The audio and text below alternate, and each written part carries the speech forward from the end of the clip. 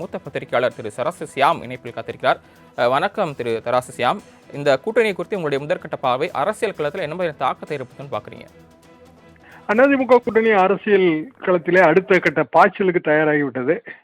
இன்றைக்கே இபிஎஸ் அவர்கள் டெல்லி செல்கிறார். ஏற்கனவே எஸ்பி வேலுமணி டெல்லியில் தயாராக இருக்கிறார்.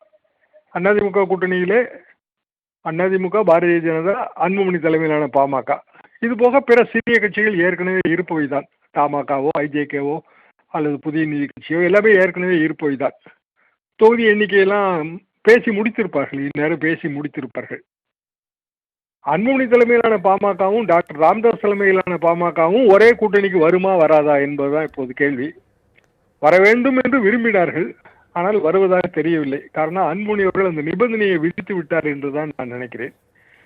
அப்படி அன்புமணி நிபந்தனை விதித்து அதை பாரதிய ஜனதா அதிமுக ஏற்றுக்கொள்ளுமையானால் அதிமுகவிலிருந்து பிரிந்து சென்றவர்கள் ஓபிஎஸ், டிடிவி அவர்களை இணைத்துக் கொள்ள மாட்டோம் என்கிற எடப்பாடி பழனிசாமி அவர்களின் நிலைப்பாடையும் பாரதிய ஜனதா ஏற்றுக்கொண்டுதான் ஆக வேண்டும். இந்த கேள்விக்கு தான் விடை கிடைக்கவில்லை. டாக்டர் சீனியர் அவர் பிரிந்து சென்று விட்டார். அன்புமணி அவரை சேர்க்கக்கூடாது என்று சொல்கிறார். அதை ஏற்றுக்கொள்கிறார்கள் என்றால் அதே விதிமுறை தானே அதிமுகவுக்கு பொருந்தும். இந்த கேள்வி இன்னமும் அன்ஆன்சர்டு தான்.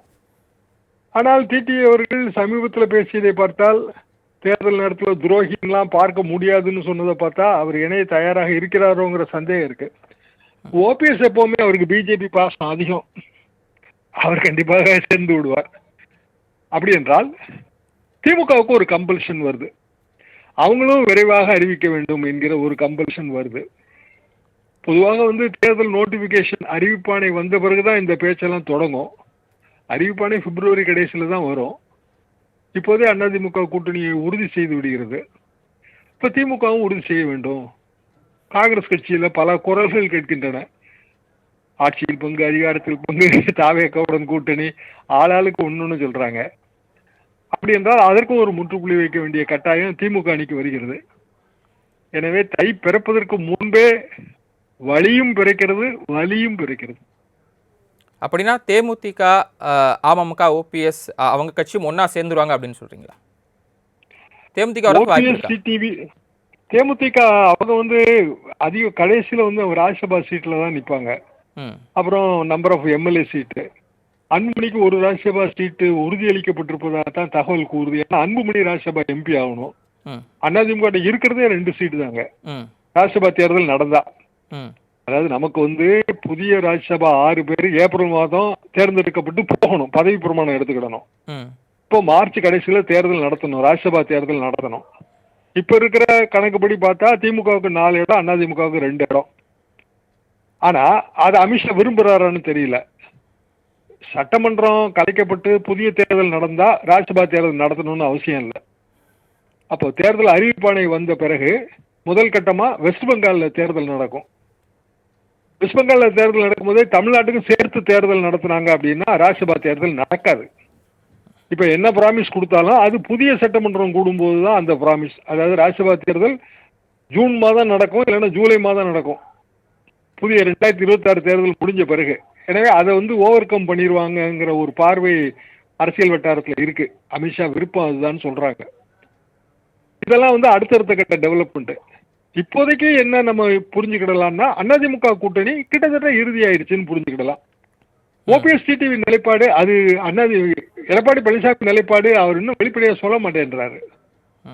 ஓபிஎஸ், டிடிவிக்கு சீட்டு எவ்வளவு சீட்டு ஆஃபர் பண்ணுவாங்கன்னு இன்னமும் நமக்கு தெரியல. அதிமுக அவ்வளவு சீட்டு இல்ல கொடுப்பதற்கு. அப்படின்னா அதிமுக அதோட சீட்டை ரொம்ப குறைச்சிட்டு நிக்கணும், 140, 145 நிற்கணும். அதுக்கு எடப்பாடி பழனிசாமி சம்மதமாங்கிறது இன்னும் சந்தேகம் தான். சோ இது எல்லாமே நமக்கு இன்னும் அடுத்த ஒரு வாரத்துல தெரியும். திமுகவும் அந்த நிலைப்பாடு தெரிவிக்க வேண்டிய கட்டாயம் வந்துருச்சு. அதுதான் இப்போ இதுல இருக்கிற சிக்கல்.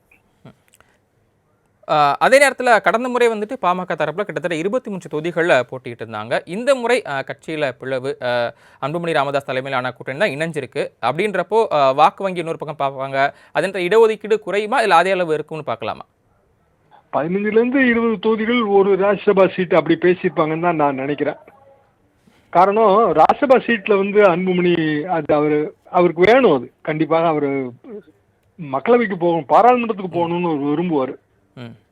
அப்போ ஒரு ராஜ்யசபா சீட்டு கொடுத்தா அதுக்கேற்றவாறு சட்டமன்றத்துல சீட்டு குறைச்சிருவாங்க. ம் அதாவது 15 அப்படின்னா ஒரு ராஜ்யசபா சீட்டு உறுதி, ம் 20 அப்படின்னா ராஜ்யசபா சீட்டு கொடுப்பாங்களாங்கிறது சந்தேகம் தான்.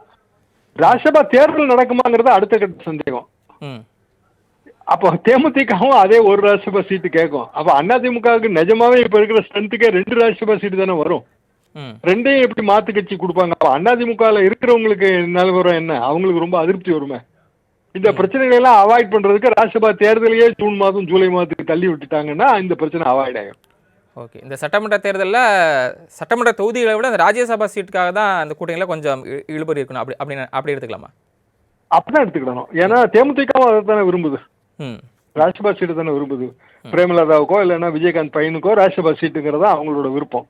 ம் அது ராஜ்யசபா இயல்பாக அதுக்கான ம் கேட்டுருங்க. இல்லை, ராஜ்யசபா சீட்டுக்கு அவ்வளவு என்ன முக்கியத்துவம்? ராஜ்யசபா சீட்டுங்க அது ஏகப்பட்ட தொகுதியில எம்எல்ஏ இருக்கிறதுக்கு சமம். ஒரு 10 எம்எல்ஏக்கு சமம்னு சொல்லுவாரு கலைஞர்லாம். ம் அது ரொம்ப முக்கியம். இன்னொன்னு டெல்லி பாலிடிக்ஸ் அதை நம்பி தான் இருக்கு, ராஜ்யசபாவை நம்பி இருக்கு டெல்லி பாலிடிக்ஸ். என்னதான் இருந்தாலும் லோக்சபா வந்து திடீர்னு கவுந்துருச்சுன்னா அவ்வளவுதான், டேம் முடிஞ்சு போயிடும். ராஜ்யசபா பிக்சட் டேம் 6 வருஷம். ராஜ்யசபா கண்டிப்பா தேர்தலில் போட்டி போட வேண்டாம், தேர்தலுக்கு செலவு பண்ண வேண்டாம், வேலை பார்க்க வேண்டாம், சொகுசா டெல்லிக்கு போயிடலாம். ராஜ்யசபான்னா எல்லாருக்கும் கண்ணு ராஜ்யசபா பேர்ல தான். நன்றி திரு தராசசியாம். இணைப்பில் வந்து பல்வேறு கருத்துக்களை விரிவாக பகிர்ந்துக்கிட்டீங்க. ரொம்ப நன்றி.